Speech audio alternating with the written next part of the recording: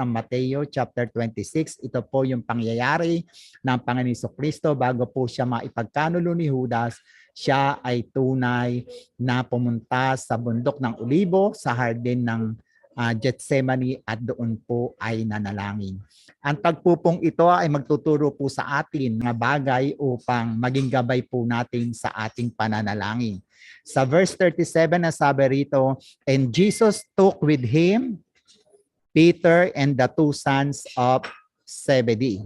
Ang kauna-unahan na matututunan po natin sa ating pananalangin ay ang halimbawa po ng Panginoon Jesucristo diyan po sa hardin ng Gethsemane, na sinama niya pa rin yung tatlo sa kanyang mga alagad upang makasama niya sa pananalangin. Kasi inilapit niya si Pedro, pati yung dalawang anak ni Zebedee.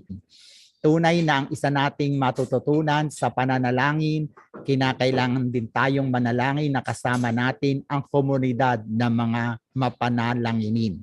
May mga panahon po na nakakapanalangin tayo na solo, pero may mga panahon din po na nakakapanalangin tayo ng mas mabisa na kasama natin ang ating mga prayer warriors o mga kapatid sa Panginoon na pwede rin manalangin. Sa verse 38 ay matatagpuan po natin ang verse na to. Ang sabi diyan, "My soul," ang sabi ni Jesus, "is exceedingly sorrowful, even to death. Stay here and watch with me." So ang sabi niya sa kanyang mga alagad, tunay na ang aking puso ay lungkot na lungkot. Ako ay nasa pighati. Manatili kayo na kasama ko at kayo ay manalangin. "Come and pray with me and watch." Ang sabi po dito, yung watch and pray, ang minimum hour na kinakailangan ay, sabi ni Jesus, kahit man lamang 1 oras. Sino po ba sa inyo nakakapanalangin ng 1 oras? O baka po mas mababa po sa 1 oras. Ano po? At dito makikita natin ang Panginoon Jesucristo sa kanyang pananalangin ay ipinapakita niya yung pananalangin na sincero, no, praying sincerely and earnestly. Isang pananalangin na tunay na bigat ang kanyang puso at tunay na daman-daman niya ang bigat ng kanyang pangangailangan. Sa atin din pong pananalangin upang ating mga panalangin ay makaabot sa trono ng biyaya ng Panginoon, dapat po ito ay nanggagaling sa ating mga puso.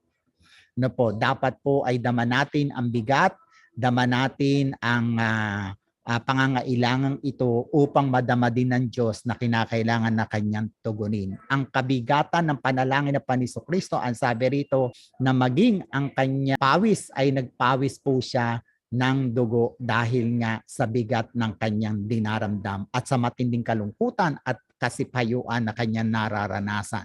Ang sabi nga ng Colossians 4:2, ito po ay iniuutos, ipinaalala po ni San Pablo sa mga taga-Colossians na dapat ideboto natin o nila ang kanilang mga sarili sa pananalangin, lagi maging mapadmadtiyag at lagi na nakabantay sa pangyayari sa kanilang mga paligid, at dito ay mapagpasalamat sila sa Panginoon.